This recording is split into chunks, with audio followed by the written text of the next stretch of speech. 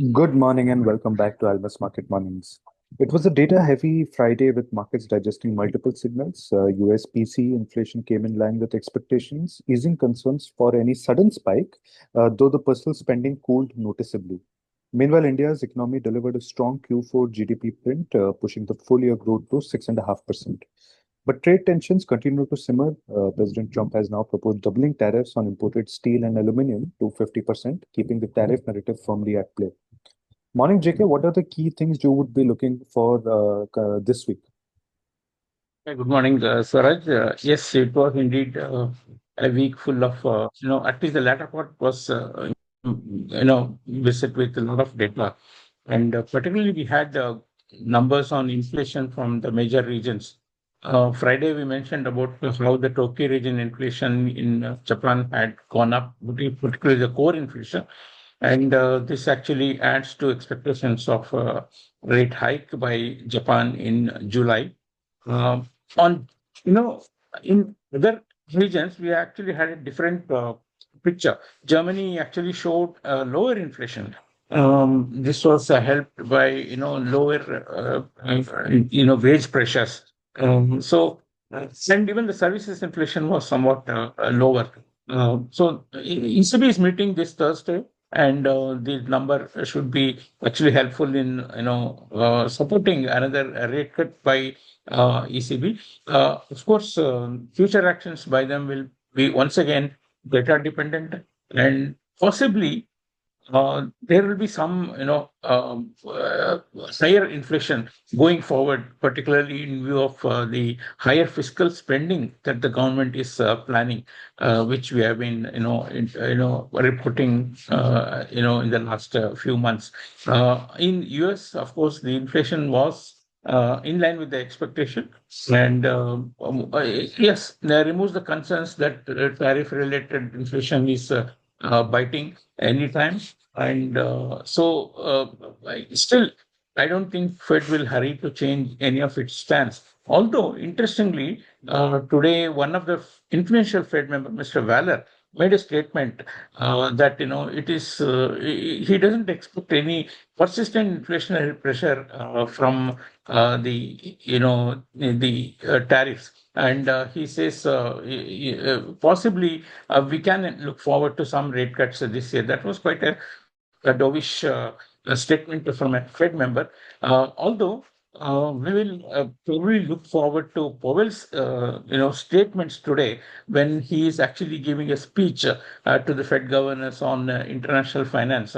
And we have also shared with you the recent meeting between Powell and Trump. And although nothing came out of that meeting, nothing significant came out. Uh, Whether Powell changes his tone, in his speech today. If at all he covers the monetary policy, is what I'm looking forward to closely. Yes, that was the inflation picture from US, and yes, as I said, the consumer spending was also lower. It was just 0.2%, sharply lower from the previous month of 0.7%. Another important indicator of consumer behavior was the higher savings, and this was at 4.9%, up from 0.6%, and this is nearly the highest in the last 1 year. I mean, while uh, we have been talking about these data points, market was more looking at the tariff saga, which was, all through the week it made, news. We knew that the Manhattan Trade Court of Trade actually had termed tariffs illegal, and subsequently the Trump administration went into an appeal. The appeals court had suspended, only suspended, it not annulled the ruling of the trade court, and they are still awaiting how it turns out to be on 5th June. The next hearing on the appeal will be there. In the meantime, we have had Trump imposing 50% tariff on steel and aluminum. There are two more points that need to be taken note of. They are also planning a 15% uh, tariff across for 150 days under an old trade act that permits them to impose, and that cannot be termed as illegal.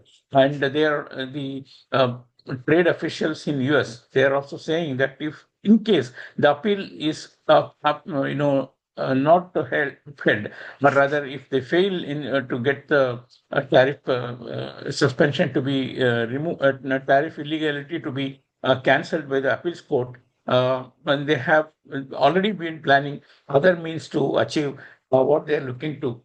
So these aspects are in the more attention of the market, apart from the data. And it was also interesting to see the Trump administration once again saying that China is violating many of the aspects of their agreement, etc. So this is these will be in the radar continuously. Although this week we will have once again a very data heavy period.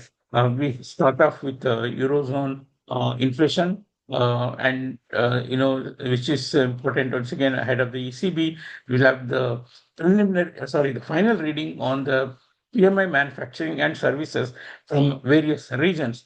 Then we look forward to the labor market data from US, starting with the JOLTS data tomorrow, the job openings, the private payroll report on Wednesday, and the challenge job cuts along with jobless claims. Finally, the non-farm payroll report on Friday. Just to highlight, the jobless claims have been recently, they have been volatile. Uh, Generally, they have been on the higher side, and the more importantly, the continued claims, which is a better indicator of how people are able to find new jobs, having got out of having lost the previous jobs, is on a higher side, or rather, it is on the highest level on the last 4 years. And that's a better indicator of how the labor market is evolving. And even the non-farm payrolls, while they have beaten expectation in the month of April, they have now been in the lower zone of between 150 and 200. Earlier, it used to be between 200 and 300. So we are seeing definitely lower job creation and lower employment, and it is a slow impact of the slowdown in the economy, and also the tariff related issues which the companies are preparing themselves for. So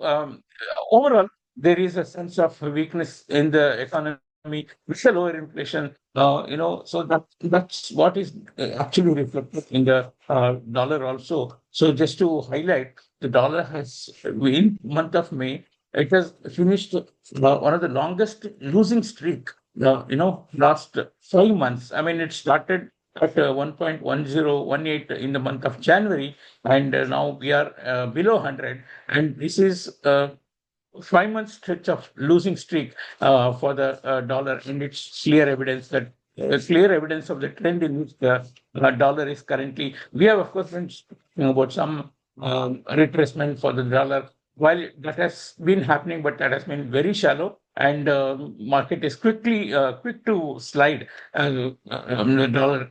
So I think very clear which side the trend is. Of course, we this week we will wait for the evidence of how the labor data comes out, and also the appeal which Trump administration has been pursuing on the tariff. These data will, of course, be important before dollar makes the next move. Importantly, I think dollar yen has been guiding the dollar's move in the recent days. We started off this month, in the month of May, above 148. In this past week, we started at 146, and now we are closing in on 143 and 142. Technically, is a very important level, which actually happens to be the important line of head and shoulders pattern, which, if breaks, can take the market to much lower level towards 135 or so. On the dollar, as I said, the GDP number was quite impressive. 7.4% for the Q1 of 2025, or Q4 of FY25. Yes, definitely it was well above most market expectations. The highest expectation was at 7.2%. But the number did not really help the year-on-year growth or the full year growth to be higher. In fact, full year growth was only just managed to come at 6.5%, which was being estimated. And therefore, with all the challenges around on tariff, trade tensions, etc., I think whether the 6.5% growth can continue to be maintained is something that we wait to see. So I don't see any major reaction to the GDP data, because the 7.4% just made up for some previous quarters lower reading also, and just managed to get the full year estimate to 6.5%. Rupee, of course, has not been following any major clues from the broader dollar index, and it has been moving both ways with flows.